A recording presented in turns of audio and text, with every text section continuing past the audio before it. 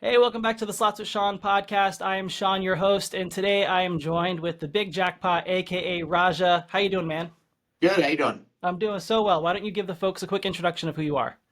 So I started in the slot channels about 10 years ago. My first channel was Raja Slots, and then I started the Big Jackpot, and I've been doing that for over 9 years now.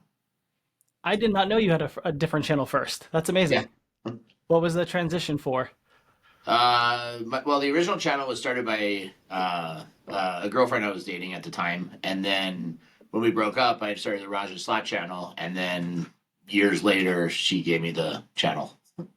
Gotcha. Very nice. So something new on today's episode, we're going to start off with a rapid fire question and answer. I have 10 questions prepared for you, and the first thing that comes to mind, I'd love for you to respond. And are you ready? Yep. Let's get going. What's your Fire favorite away. lucky number? 21. 21, love it. If you could play only one slot machine for the rest of your life, what would it be? Golden Goddess. Golden Goddess. Favorite denomination to play on a slot machine? $10. 10 bucks. If you can play anywhere in the world, where would you like to play? Vegas. Vegas always is the answer. Which slot machine has the best music or soundtrack? Ooh, Madonna. What was that one? Madonna. Madonna, okay. Do you have any superstitions when it comes to playing slots? None. None. Okay, you're not a screen tapper. I like it. What's your casino pet peeve? Cleanliness. Cigarette butts all over the place. Dirty ashtrays. Stuff like that. I agree. And what's your favorite place to play on the strip? I like the Cosmo. The Cosmo. It's a good spot. And if you couldn't play slots, what would be your go-to casino game? Probably blackjack. Blackjack. And if you could no longer make casino content, what would you film instead? Food reviews. Food reviews. Love it. Let's dive into that really quickly. Food reviews. What kind of food guy are you? I like everything. I like a lot of shellfish, crab, lobster, shrimp. I like Asian, Japanese food, Chinese food. I like Italian a lot. So Gotcha. I can see it now. Raja Eats as the channel name. Let's get it started. there it is. Um, what was that? I said there it is. I'm gonna change the channel name. There you go. So speaking of your current channel, before we go changing any names here, you are on a massive YouTube journey right now to 500,000 subscribers. Yeah. I think at the time as my last check, you were at like 465,000 subscribed. What has that experience been like? I know it's been, I think, quite a few years now since 2015 that you've been growing. And what do you attribute to the growth of that channel? I think, just putting out reliable, steady content, going live pretty much 50 weeks of the year, or more, some Yeah. days multiple times. Just been very reliable. You know,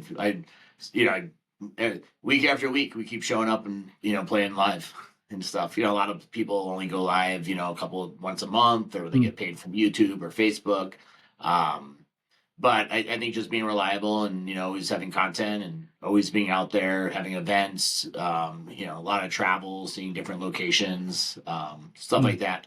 But it is funny how you mentioned like this journey to YouTube, and that was a big thing trying to get to for 500,000 or this whole YouTube growth. But what's crazy is Facebook blew all that out, and I think Facebook I'm almost to 720,000 subscribers or followers on Facebook. When I think of Facebook and the type of user on Facebook, I don't really think of them as casino content folks. I think that's more the YouTube or the Twitch gang. Yeah, Facebook. I do five times plus the revenue and views on Facebook than I do on YouTube. Holy I'm crap. pretty much 80% focused on Facebook, 20% focused on YouTube. That is a fact I feel like a lot of content creators would love to know. So, um, so everyone knows you as Raja or the Big Jackpot because of your online persona. Who is the Raja at home? The Raja at home is the king of India, so that's where Raja came from. But yeah, no, I mean at home I'm a father to I have twins, so I'm, father to them. I multiple businesses here in Colorado where I'm based out of. Just live a normal life, at home when I'm not in the casino. Gotcha. Do you feel comfortable sharing what those business or industries are? Oh, I have bars, restaurants, clubs, a lot of real estate, Hmm. online advertising. just a variety of investments and stuff. Gotcha. Well, I'm tip certified if you ever need another bartender. So Awesome. There you go. I'll fly out to Colorado tomorrow. Cool.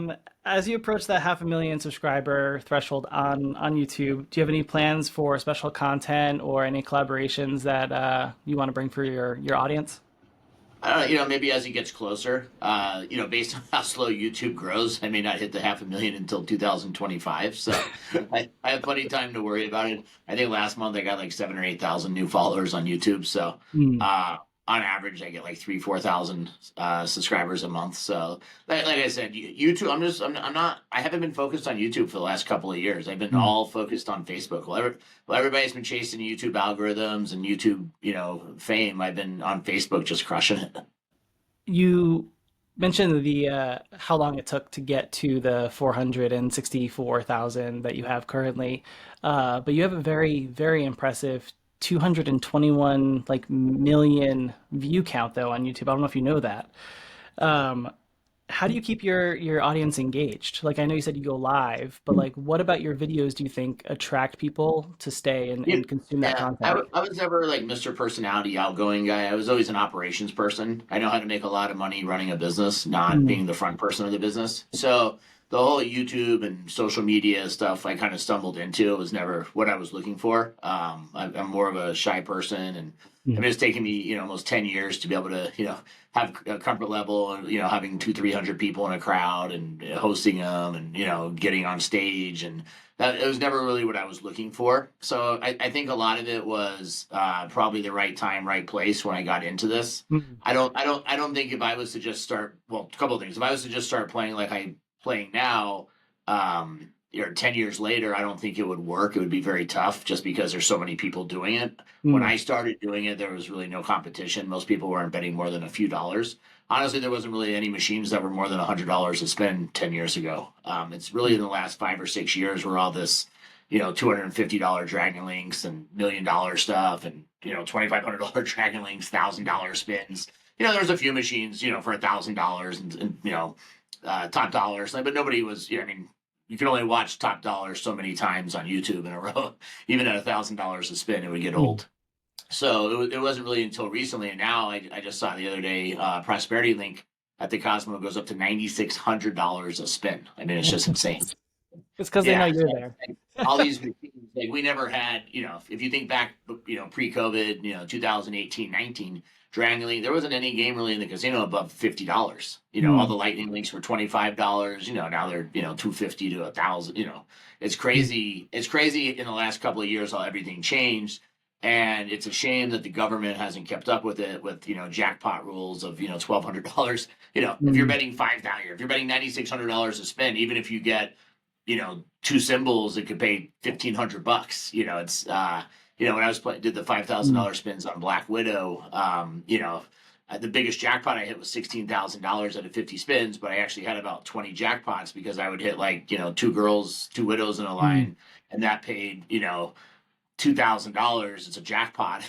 I bet 5,000. You have to have a whole taxable event. So the government definitely needs to. I mean, one, raise the threshold, to at least a couple of thousand would, I think save a lot of time and headache. Or they need to have machines need to be programmed where it's like 50 times your bet minimum, to trigger a jackpot. If you're betting $1,000 a spin, a jackpot, should be $50,000. If you're betting $1 a spin, a jackpot's 1,200 times your bet. So correct. they've got to have some realistic things in place, because it is a pain to try and play at higher denominations because I mean, like I said, anything's I mean, I think I was playing 300, like Golden Goddess, $300 a spin, and I mean, I can get 200 jackpots, in 2 hours. I mean, it's insane how many times you get 1,200 bucks, but that's like betting $1 and getting $4.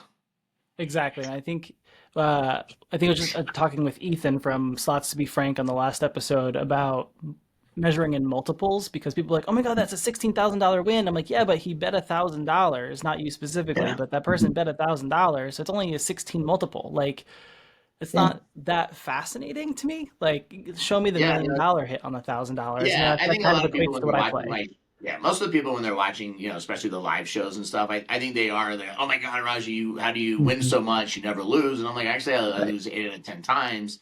most people just see the jackpots. They don't comprehend how much money is being burned. Hmm. Average live show in an hour, I could burn 20, $30,000, on Hmm. high bets. So it gets pretty intense nowadays with these larger bets. Hmm.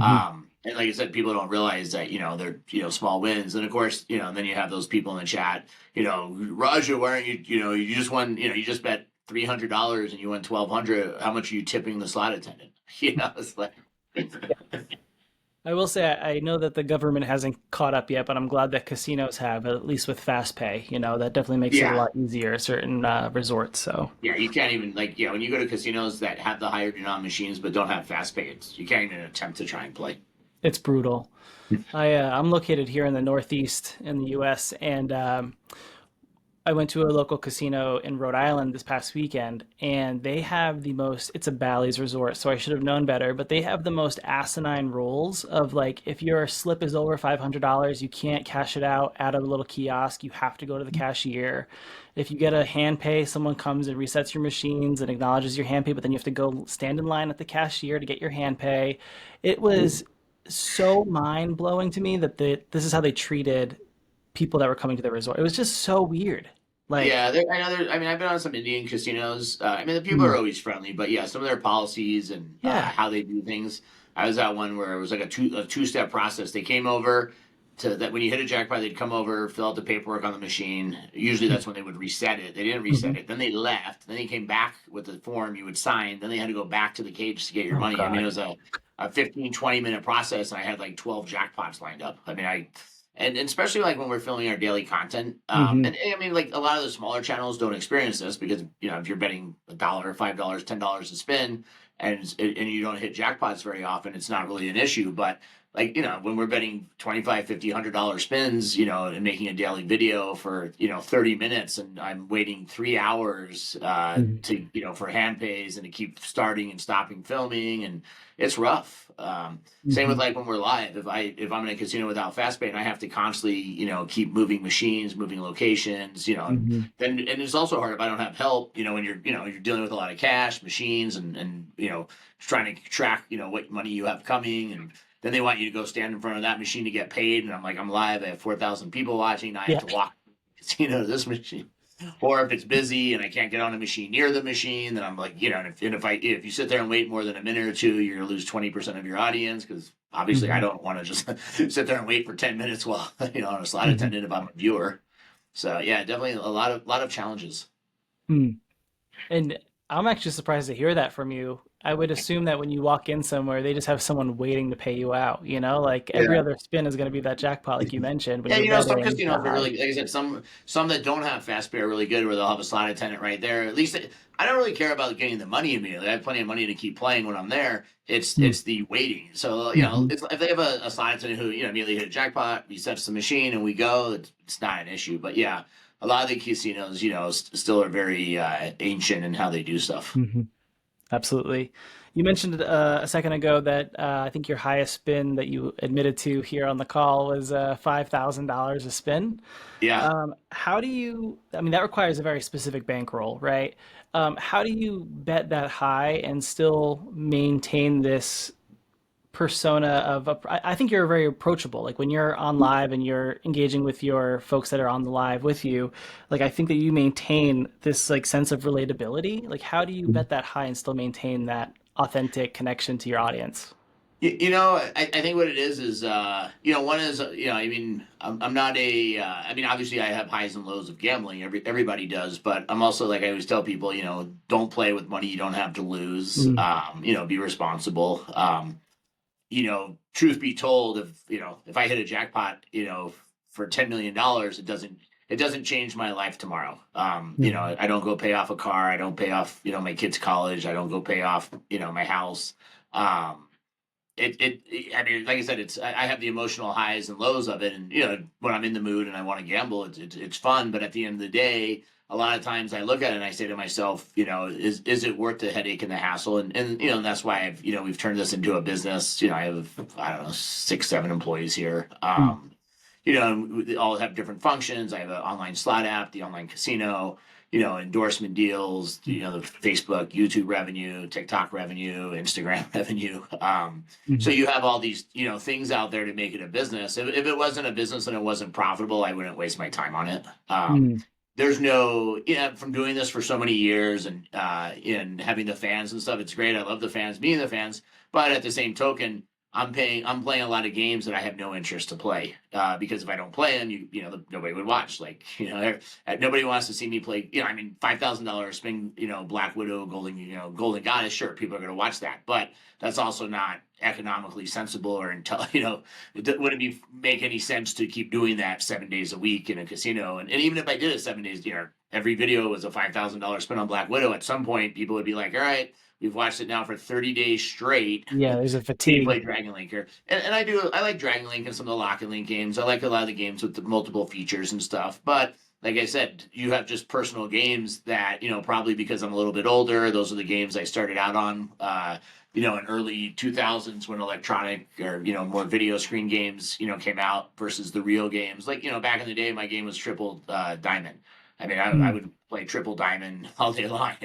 And it was like they had, just the regular diamonds, then it was, double diamond and triple diamond, and they had a 5X, the 10X one. I mean, they had all different versions, but triple diamond was the one in 1990s, I was playing triple diamond. Yeah.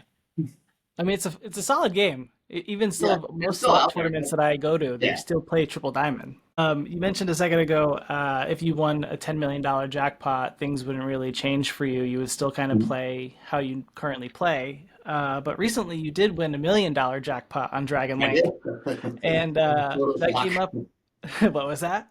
It was total shock. Total shock. I mean, I Yeah. think when you are betting with your betting, there's still got to be surprises that happen. And I think when you Yeah. land that last orb on Dragon Link and win the million or $1.1 million, whatever it was, it's still got to be like Oh yeah, like I said, that you have dopamine hit. the highs and lows of gambling. It's Yeah. not, but I'm saying like I'm saying but on an average night in the casino, to go to the casino and lose $10,000, $20,000 or win $10,000, $20,000, Mhm. it's I enjoy it and it's fun and I enjoy the meals and the steakhouses and the Mhm. different restaurants and seeing the people. But I'm saying it's not like I'm not like a lot of people are going to the casino with their life savings and I tell them not to. A lot of people are, doing YouTube and, trying to, make money so they can gamble and keep it Mhm. going. So it's a little different when you're at the level of gambling that I'm doing, and stuff. But yeah, I mean, it was very, very exciting. I mean, for me, it was more of a mission of can I ever break this $100,000 record I had, that I got in 2018 or 19. And it's like, and that's the whole thing that's so disappointing. And that's why I did the $5,000 spins. I mean, that was like, God, even if I lose $150,000, hopefully I get that, $103,000 jackpot. And I'm like, all right, we got a new, at least if I'm going to lose $250,000 or, can I at least get a big jackpot in there? And, it's like I said, the biggest jackpot was 16,000. Yeah. Yeah. I love that you just said the big jackpot because that's who you are. So, Yeah. I even got the name copyrighted and trademarked. did you really? Yeah. Oh, that's awesome. That's absolutely Yeah. awesome. So one of the I'll take a step back here. So I posted on Instagram that I was meeting with you today, and I asked if anybody had any questions for you, and one referenced the $1 million jackpot, and if there was anything special that you did for yourself after winning it. So do you have an answer to that? So honestly, no. So one of the first things I did after winning the jackpot is I have one of my moderators, Brian Sanders, who ex-military vet, who's been with me pretty much since the beginning as a mod. So I asked him for like 10 charities. I said, "What are the 10 best charities that help military vets?" So he sent me a list. So I donated to all of them. Then I reached out to my friend in Vegas, Magic Murray, and I said, "I want to get some charities in Las Vegas." So Magic Murray sent me over five, mostly animal shelters. And then I also gave a lot to some charities that are, close that I give to charity all the time anyways. But Mhm. I picked out, some special charities and stuff. But yeah, I mean, it wasn't, like I said, it didn't, I mean, I was happy, yeah, but it was like, I'm already eating at the best restaurants in Las Vegas. I already have, limo service. I already have tickets to go see you two, or I saw you two that night. I'm already going to the Super Bowl and have, a VIP tickets. I'm already, so it's not like there's really no kind of treat or anything Mhm. special for me, uh, You know what I'm saying? Like, I mean, Yeah. if I want to go to a nightclub, I'll go to the nightclub tonight. Like, it's not Right. like there's a, oh my God. Like I said, I was super excited and still in shock that I did it. Now I'm more in shock and worried because how do I ever beat this?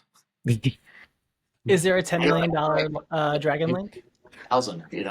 Yeah. I was worried about topping 100. I was hoping, maybe I go like hit something for like 110, 120, maybe 150. At least is a better shot to hit than 180, 200 one day. But I mean, Mhm. unless I hit a million, I mean, I can pretty much only play Dragon Link or any machine. I can only play machines that have $1 million grand jackpots now. If I ever want to top that. Mhm. Or some table game progressives that are over $1 million. So, Yeah, those are. Yeah. I mean, as of when I had hit the $1 million, I think like 40, 42 people had hit it. Most of them had been at Hard Rock. The Hard Rocks in Florida had like 12 of those people. mhm. I mean, One woman they get twice. hit. Huh? One woman hit it twice in Yeah, Hard Rock actually, in two Florida. people did it twice, and they put Really? 100% of the money back plus another million. Yeah. Millions. So yeah, and that's the other thing. Like, and that's why I said like, there's a difference. Like, if I never gambled another day in my life, I would be fine. I'm not like I don't have that urge. I mean, we have casinos here in Colorado. I don't have that urge where it's like after this, podcast, I got to get to the casino and play. Like, Mm. it's not. It's very programmatic for me. Of just this is the program. We go live on Tuesday nights and let's stick to the schedule and if I'm in a casino and I'm bored or you'll the difference is I am a gambler so like unlike some channels where there's failed actors and you're not going to see them in a casino after they're done making their videos. You'll find me at 3 a.m. playing slots and doing stuff in a casino because I enjoy gambling, but it what it was always for me, it was always mindless entertainment. Some of my best online marketing ideas, like ringtones and different things that I did online that made me hundreds of millions of dollars. I would just sit there and play slots and dream, and it's push a button, and it just like I said, you have the highs and lows still as a gambler. No matter even if I'm betting $10 a spin and I win 1,000, you still have a high and a low, and then it's just mental. Yeah. And I think that's what I love that you just pointed out. One of the points I talk about often is that the person that won the $1 million jackpot twice has already put it back in the machine and then some. And I feel like that's Yeah. what people don't really realize when they're watching this content is that you're spending so much money to get those hits that you're seeing Oh online. yeah. So, Yeah. No, there's a guy right now blowing, his life savings trying to be number one and, trying to hit these huge jackpots and have a new biggest jackpot in my life every week. But mhm. what's the point of blowing four or $500,000 a month? Because I mean, obviously I go to some of the same casinos and I've referred these people to these casinos and these hosts will, I mean, they just laugh. They're just like, yeah, this guy blows Yeah. 300,000 $400,000 to get this another new big jackpot this week. I mean, like I Mhm. said, I don't have that ego. I don't care if I'm number one in the rankings or number 10. I never have to work another day in my life. I mean, when I sold my company for $140 million 12 years ago, I'm great. Like, even if I With wanted to that. gamble $1 million a month for the rest of my life, I'm still good. Yeah. Like I just do it for fun. Like, I enjoy, like I said, I enjoy the perks and benefits, being able to see the shows, the concerts, some of Mhm. the meet and greets, you know, different stuff like that in the restaurants. But like I said, if you talk to most people who meet me, like I'm trying to be down to earth. Like, I'm just a normal person. Like, I'm not. I always get made fun of because I wear Skechers. Sure, I have expensive shoes and stuff, but like what yes, I have a couple of Gucci shirts that over the last couple of years we bought because some of my friends make fun of me and say or bought them for me. But I mean, I don't need a new man purse every time I go live. I don't need to show my shoes. I don't need, I just try and stay true to who I am, like I'm just normal person out there. Mhm. And I think that's what is, I think, engaging about your content is that relatability that I mentioned earlier. Like it comes through that you're just like this could have happened to anybody, and it just happened to happen to you, right? Yeah, So yeah. This is, appreciate and that. that's what people like. I know a lot of people like the lifestyle pictures, so I'm trying to post more of that, like restaurants and vacations and Mhm. stuff like that. They like to see the penthouses and room tours. So I try and give them that, but it's not. I'm not trying to. It's not to flex. It's not to show off or anything. It's Right. it's what the fans want, but I'm not. I don't go out of my way to try and some people. You see some of these content creators go out of their way to like look at this, look at what we got here, what they did for me, like. Like, anybody loses money, they're going to do that for. Like. exactly. Show the bankroll, and then we'll, Yeah. be impressed by what you got or not. You mentioned a second ago that you have VIP tickets to the Super Bowl, and I'm just gonna shoot my shot here. If you have an extra one, you have my contact info. You recently, I feel like, have been more engaging with like collaborators in the Vegas area. I think I recently saw some collaborations with Bazak, with Vegas Matt, maybe Bomba Slots, NG. Is that something that you're trying to do more of?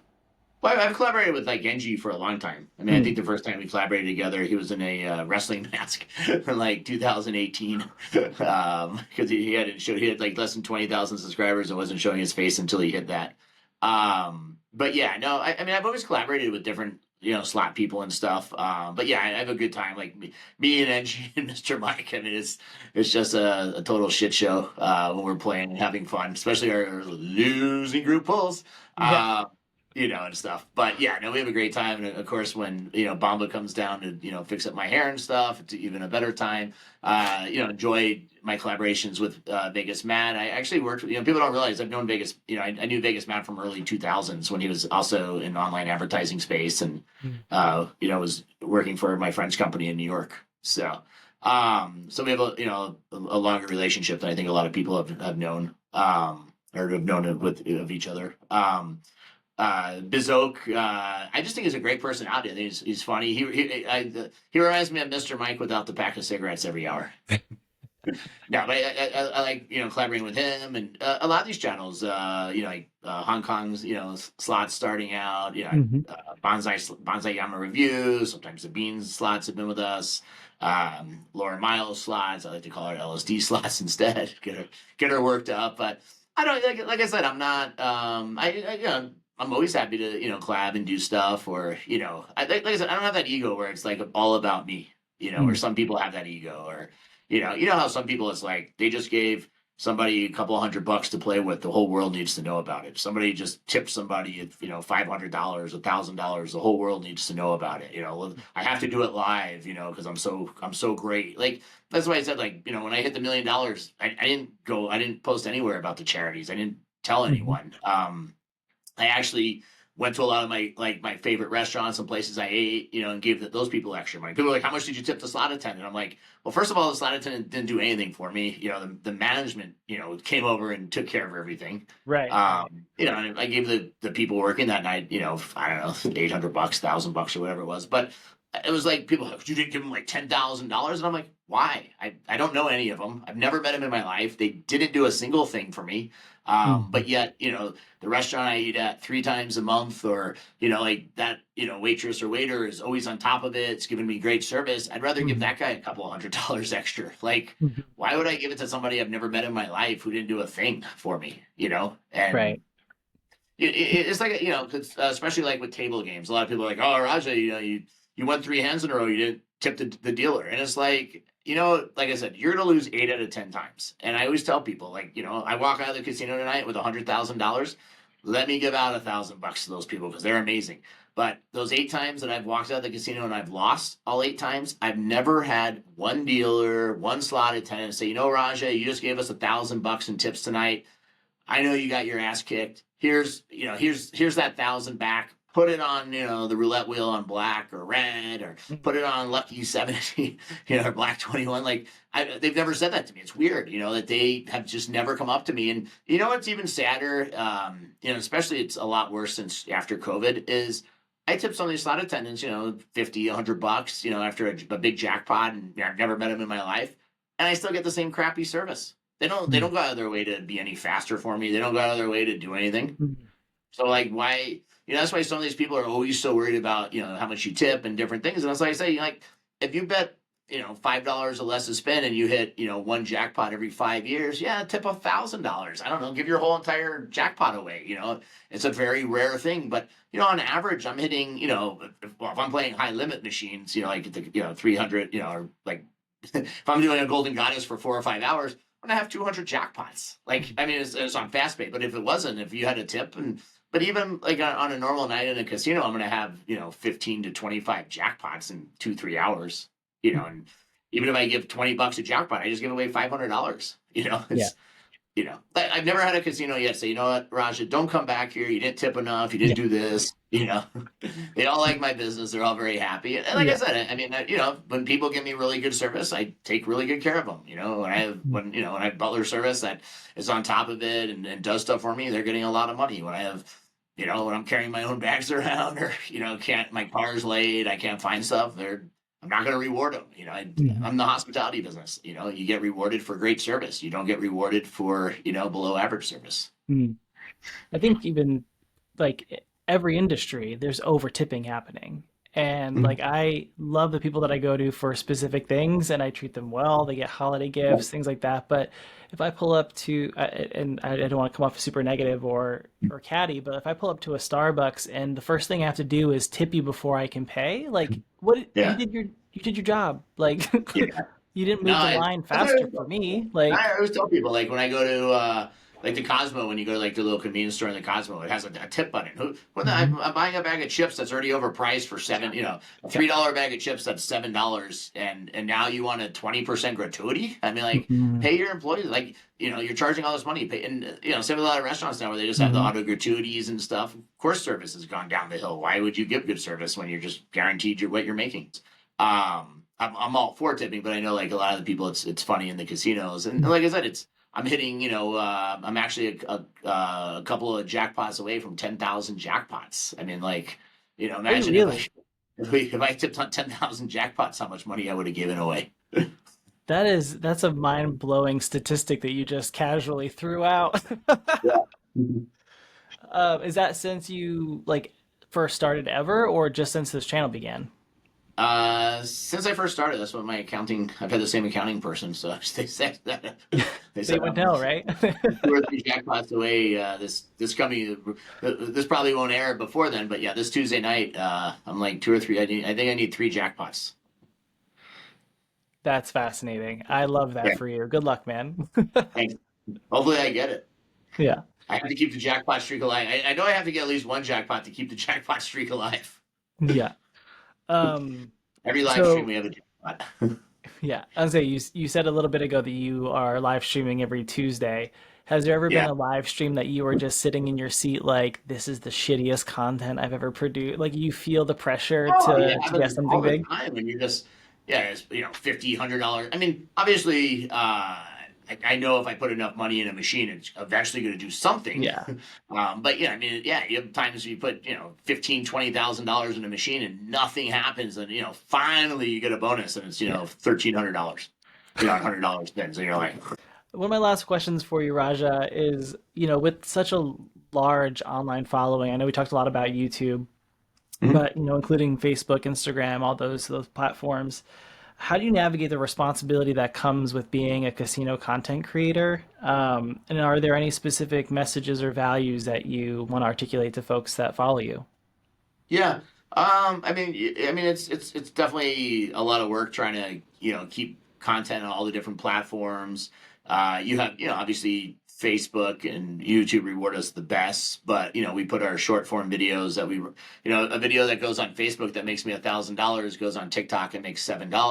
Mhm. But it's the same video. Now we started putting videos on X and we have videos on Clapper and these different platforms. I look at it as, we're content creators. I have over, 6,000 videos in my content library that I've made. So, and the good news is these videos aren't timeline videos where, you may have, 25,000 news videos, but if it's about old news, it doesn't really matter 5 years from now how big your content library is. It's old news. So at Right. least the nice thing is, at least if people are looking for these games or we're always going to have income and revenue even if I retire tomorrow from Mhm. this. It's not going to be what it is, but at least people will still watch your library of content and there's some value to it. But it is hard with all these different platforms keeping up with them, and that's why I do have staff members who are in charge of different things, and moderators, and obviously I can't reply to everybody's comments and stuff all Right. by myself. I mean, I am no Raja, and I feel the same way. I might only have like 200, 300, 400 people on a live, and I'm just like, where'd they all come from? Like, you spoke a little bit about the Cosmopolitan a little bit ago in the conversation, and there was a lot of folks in the community that were really afraid of the MGM takeover. Have you noticed any change of service or anything that No, is causing you actually, for concern? me, it's been more beneficial because they've actually become more generous with their free play and Mm, offers and their mm, giveaways. Also now have access to all their properties to eat at, and I can charge back, to the mm, Cosmo. So there's that, and and also the Cosmo had good seats to like Raider Stadium and T-Mobile Arena and stuff. But now that they're part of MGM, I can get like the floor suites at the hockey game, right in the mm. first couple of levels with the great food, or I went to all the playoff games where Cosmo never had boxes or anything like that. So it's actually helped a lot. Now, obviously, when they switch over at some point, their slot programs and stuff, but Mhm. they're I think for their high rollers and they don't want to throw they didn't pay all this money to throw their business away. Right. They're going to make back end adjustments on free play and points and different stuff for us. But the other thing is people have to understand too is if you're a high roller, and when I say a high roller, I mean you have a minimum $100,000 credit line Mm, that you play into. Not I opened $100,000 line, but I've never taken out more than $3,000 at a time or something. But if you're a real high roller, you have a different level of service and catering to by the casino or by your host. It's totally different. If yeah. you're a low roller and it's like I need X amount of points to get my room, and honestly, with the whole switchover will help people because the Cosmo is very expensive to get rooms at and everything right now. If you're a low roller with MGM, if they roll out and make it pretty much their standard program, a lot of those low rollers will actually be able to get affordable rooms at the Cosmo now in the future versus probably Mhm. what they couldn't have. Um, Yeah. but yeah, I mean, I'm not arguing with my host about my bill. I mean, my bill is 100%, outside of, gratuity, I'm getting room, food and beverage. I get air travel credits. I get, you know, rebates on losses. There's all sorts of stuff that, they offer high rollers. Yeah. Is it safe to assume that you are a Noir member with MGM? So actually, with MGM, I'm not a NOR member because I really No. haven't played at MGM at all. I actually, honestly, haven't played at MGM in a couple of years until the other day. I played at Aria with Mm, Bizoke. So he was laughing because his status was higher than mine. But Cosmo, I'm Cosmo on their top, black card tier, whatever they call it over yeah. there. And I was a NOR member at one time, and same with Caesars. I was a 7-star member at one time, but I Mhm. am top rewards at like Venetian and Resort World, places I play. Um, but yeah, I mean, I had no reason to be a top member at there because I haven't. I'm sure once the switch happens, or if I said, hey, what, I'm moving my business to Aria or MGM, I'm sure they would automatically. It wouldn't take. It wouldn't be hard for me to get in those programs. But Right. like I said, I haven't really filmed at any of them, so there was no.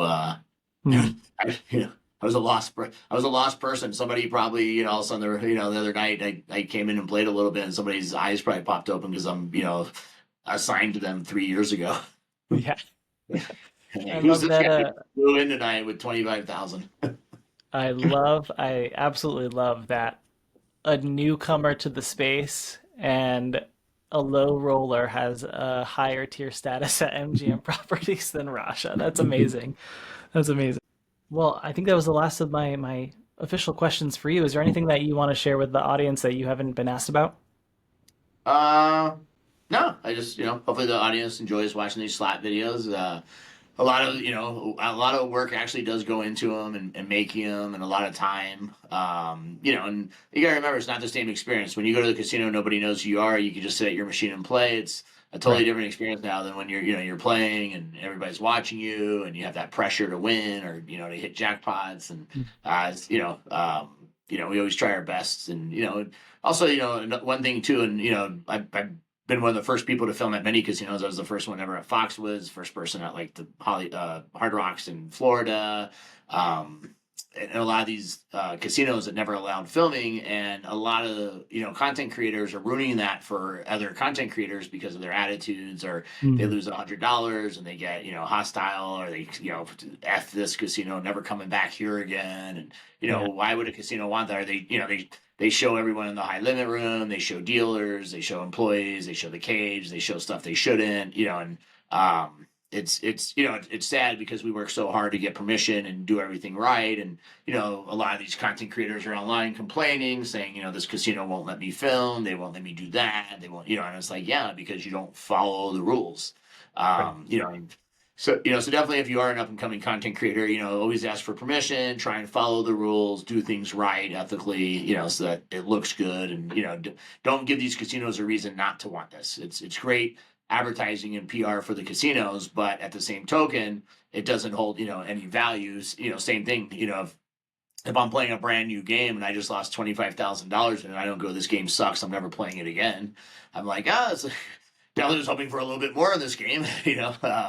I'm obviously, you just lost a ton of money, but you can't emotionally tell the world how you really feel about the game. And it doesn't mean the game's a bad game. It just obviously wasn't working in your favor at that time. Well said. Well said. With that, let's get to closing here, the conversation. Where can folks Yeah. find you online? So everywhere online, Facebook, YouTube, TikTok, Instagram, X, Clapper, Threads, Pinterest, Reddit. It's the Big Jackpot. Everywhere except Snapchat is Raja Slots on Snapchat. Thank Raja, it you. was so great to talk to you. I appreciate you coming on the podcast today. If you're not following or subscribed, please go do so. Let's get Raja to 500,000 subscribers over on YouTube. And you can find me at Slots with Shawn everywhere that you're social as well.